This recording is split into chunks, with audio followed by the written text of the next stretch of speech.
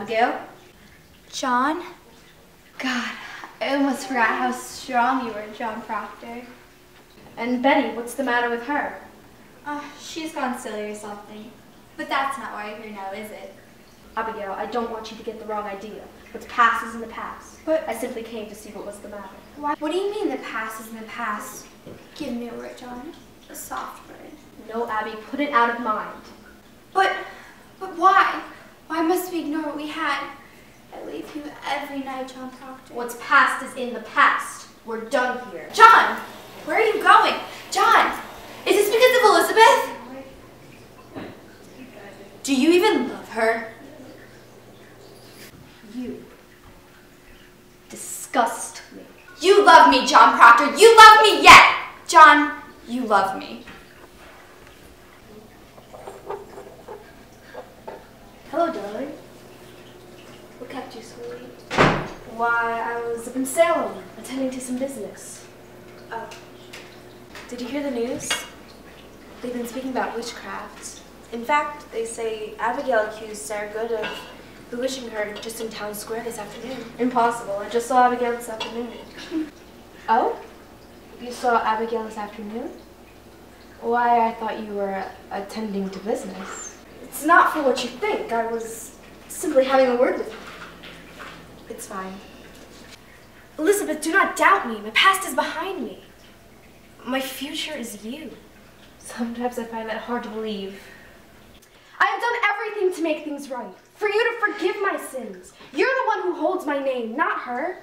What must I do to prove myself to you? Go to her. What? Go to her. There's a promise made in every bed, John. Set her straight. Make sure your name is not tainted. I will do everything I can, Elizabeth.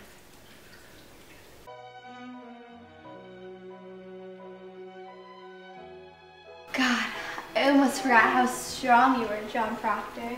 You're the one who holds my name, not her. You disgust me. You love me, John Proctor. You love me yet! John, you love me. I will do everything I can, Elizabeth. Can't you see she's full of lies? How dare you! It's so cold. I can't see. Mr. Danforth, I can't see. I'm blinded. Help me. Help me. I'm blinded. Can't you see through her act? Heaven help me. Whore! How dare you call heaven? Whore! Whore! Man, what do you? It is a whore! Do you mean to say, have you committed? Do you understand what you are about to say, John Proctor? It is true. I, John Proctor, am an adulterer. You must believe me, for I have soiled my good name. But when and where? In the proper place, when my beasts are bedded. It is a whore's vengeance. You must see it now. Do you deny this? I refuse to answer that. You will not have me answer that. Bring in Elizabeth Proctor at once, and do not speak of what was spoken here. Is your wife honest? She cannot and will not lie, sir. Every word from her mouth speaks the truth. And she knows her as a harlot and an adulterer. Yes.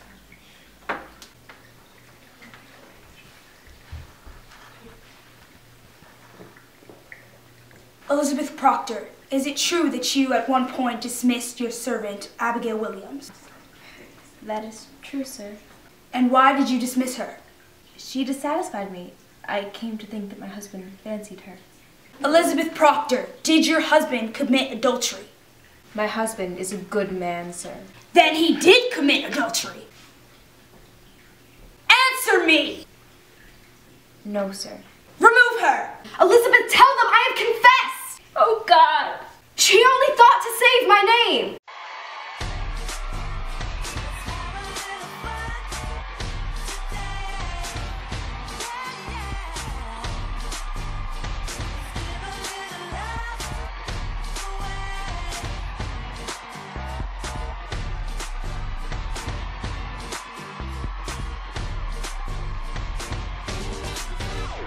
From the Warner Brothers Studios, here she is now, Ellen DeGeneres.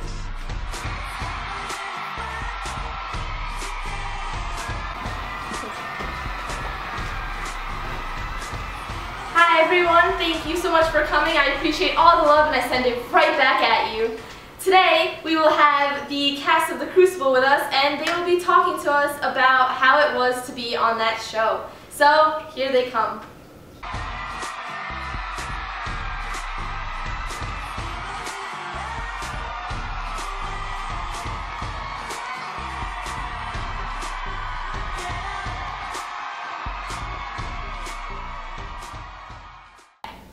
Alright, so we're going to start with Brenda.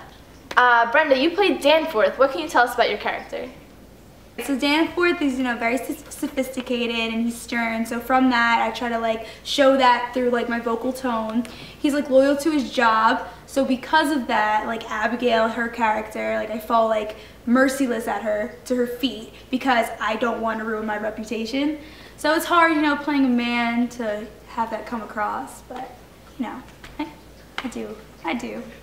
You do, okay. Yeah, Okay. Well, John Proctor is a really strong man, and he's really wise in a sense, even though he made that huge mistake with, getting with Abigail. Lechery! Okay. And he totally freaks out in, later on in the season, but I'm not going to reveal that because it's really dramatic. And, I think he's really sorry for his sins, and he really demonstrates that through the show.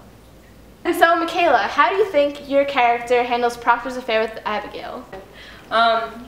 So personally, I think Elizabeth handles Proctor's affair very fairly. I mean, she's still not encouraging it, but she tells him to go back to Abigail and fix things and make sure his name isn't tainted, and yeah, guys do really suck, I mean. That's why I told him off, but I mean, Elizabeth's attitude for Proctor, yeah. I think Elizabeth can't speak. Because Elizabeth I can't really talk.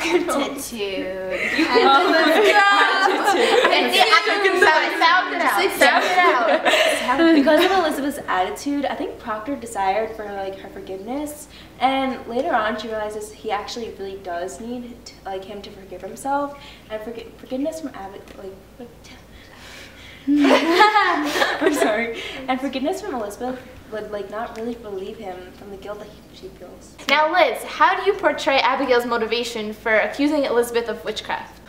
Well, as you know, I love Proctor. Well, at least my character does. And in the past seasons, we've had an affair, so I'm just trying to weasel my way in so that Elizabeth can't have him and so that she's out of the picture, because, the only way I can get my way is if she's gone. And putting her in jail, charging her with witchcraft is the perfect medicine. That's the best way to go. Kara, you work behind the scenes, right? Oh, yeah. Yeah. So how do you portray the characters' personalities through makeup?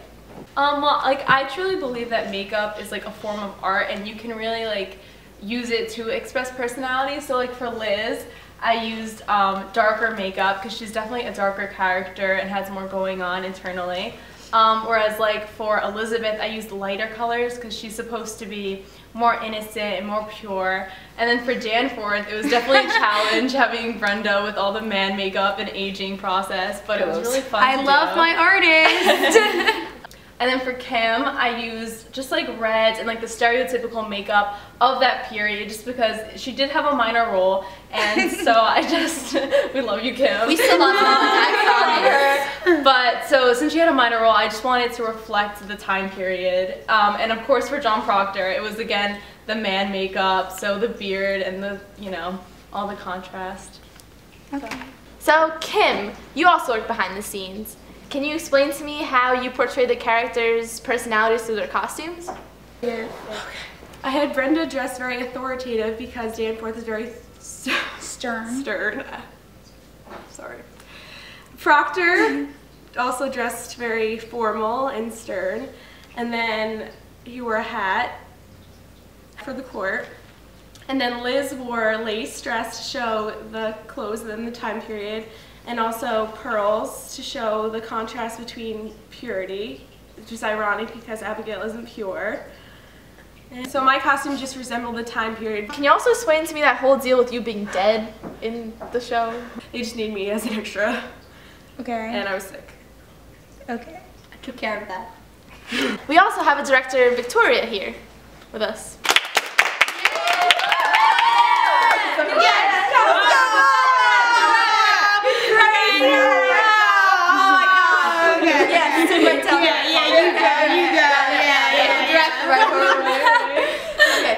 Can you explain to us your vision? To bring the time period towards more modern phase, like bring the 1920s towards now, and bring this classic kind of this classic play to like a more modern time period.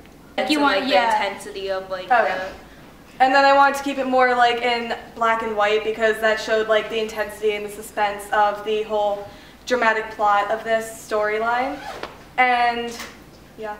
And the whole cast and crew was just so fabulous. Okay, guys, yes?